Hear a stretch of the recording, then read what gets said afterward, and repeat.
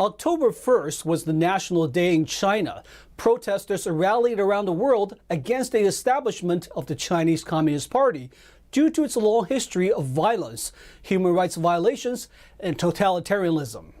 NTD's Jason Blair brings us a report on two protests that happened in California's Bay Area.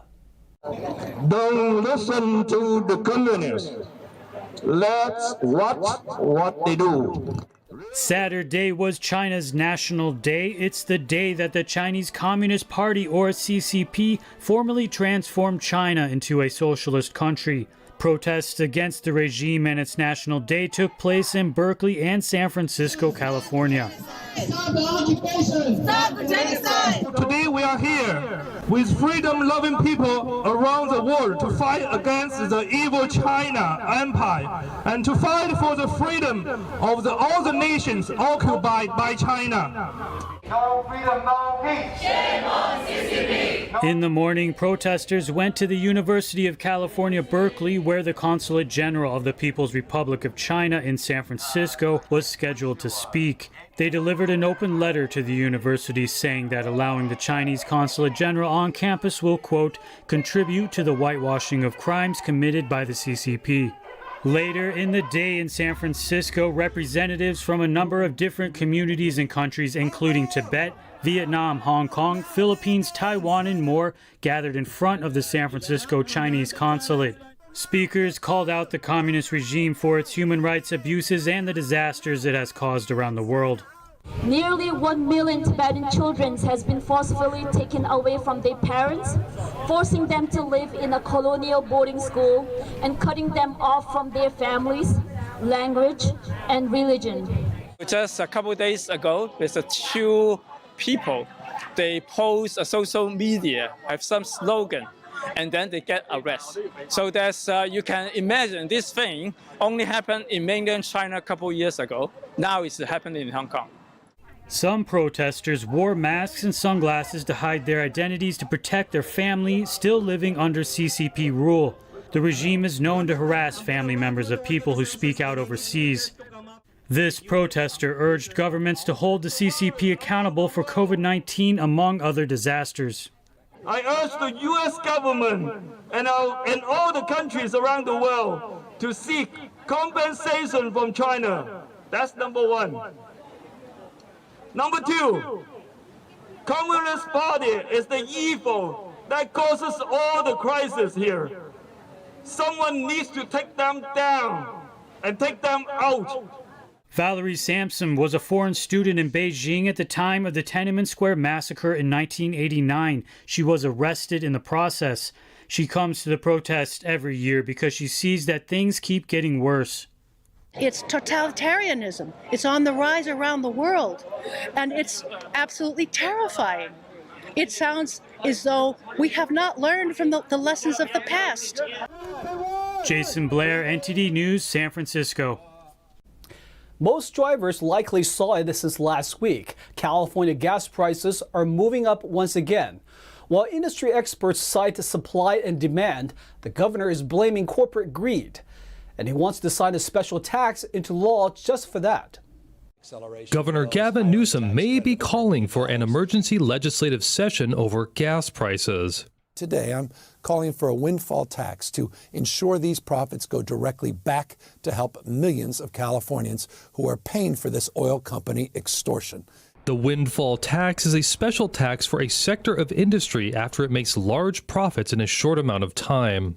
Newsom said that the oil company's profits would be returned to consumers, but his office did not give details of how the bill would work. The legislative session closed on August 30th and will remain in recess until January.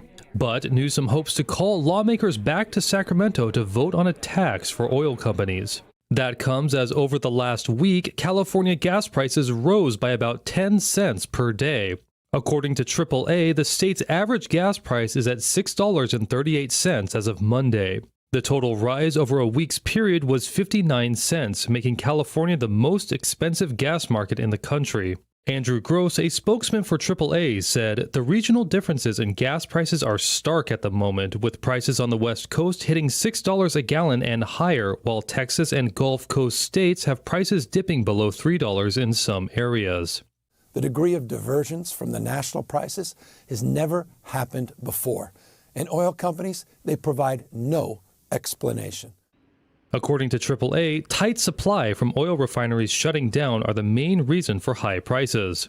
Gross said at least 6 California refineries are undergoing maintenance and there is limited pipeline supply to the West Coast from locations east of the Rockies.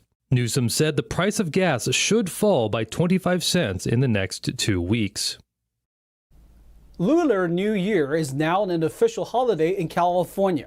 So are Juneteenth and Genocide Remembrance Day. State employees will get paid vacation on those days. Governor Gavin Newsom signed Assembly Bill 2596 on September 29th, declaring Lunar New Year a state holiday. In a letter announcing the signing, he wrote, "It authorizes any state employee to utilize 8 hours of vacation, annual leave, or compensating time off in lieu of receiving 8 hours of personal holiday credit to observe the Lunar New Year." Lunar New Year is an event celebrated by many East Asian cultures. It's celebrated, often for close to 2 weeks, near the end of January or beginning of February, depending on the cycle of the moon. Newsom signed the bill to acknowledge the cultural significance Asian Americans bring to the state and welcomes all Californians to celebrate. Newsom also signed AB 1655 to observe June 19th as Juneteenth. It commemorates the emancipation of African American slaves and celebrates the contributions African Americans made to society today. In addition, April 24th is now Genocide Remembrance Day, after Newsom signed AB 1801. It allows public schools and community colleges to close to observe the holiday. It commemorates the Armenian Genocide in 1915. Homelessness in San Diego is now a public health crisis. The county board will move funding and housing to assist unhoused individuals. The San Diego County Board of Supervisors voted unanimously to declare homelessness a public health crisis. The move directs the county chief administrative officer to work with city governments and the regional task force on homelessness to tackle the issue. Officials have discussed the lack of affordable housing for decades. They say the crisis has been exacerbated by pandemic lockdowns and continuing low wages relative to inflation. Some opponents said the board's action was a political stunt or misguided. Supervisor Jim Desmond said he was glad to see a broad approach, but said much work is needed to tackle the crisis. The supervisors also approved adding $500,000 to a flexible housing pool to help 440 families at risk of homelessness. The money will be administered as part of an agreement with a regional task force. A high school in California has decided to abolish the titles of homecoming king and queen. This has elicited pushback from parents. A California high school principal's decision to abolish the titles of homecoming king and queen has rubbed many parents the wrong way. The change replaced the titles with the gender-neutral homecoming royalty label. Michael Halt, the principal of Estancia High School in Costa Mesa, Orange County, told a group of about 10 parents that he made the decision on his own. According to 2 parents in attendance, he wanted to make the school more inclusive for non-binary students. The parents arranged a half-hour meeting with Halt to discuss the new policy. They demanded to know why they weren't informed about the changes before students voted for homecoming. The parents told the Epic Times that the school is the only one in the Newport Mesa Unified School District to adopt the gender-neutral policy. Halt did not respond directly to requests for comment. The UCLA Molecular Science Building evacuated due to an at the time unspecified environmental hazard over the weekend. It resulted in an explosion. An initially unspecified environmental hazard prompted an evacuation of UCLA's Molecular Sciences Building on September 29th. The Los Angeles Police Department reported September 30th that the hazard was caused by a student who inadvertently created a byproduct that resulted in a small detonation. No injuries were reported in the detonation and no property was damaged. The Orange County Museum of Arts is reopening in Southern California. NTD's Jackie Rios went to the new location to hear from the incoming board president and see some of the displays.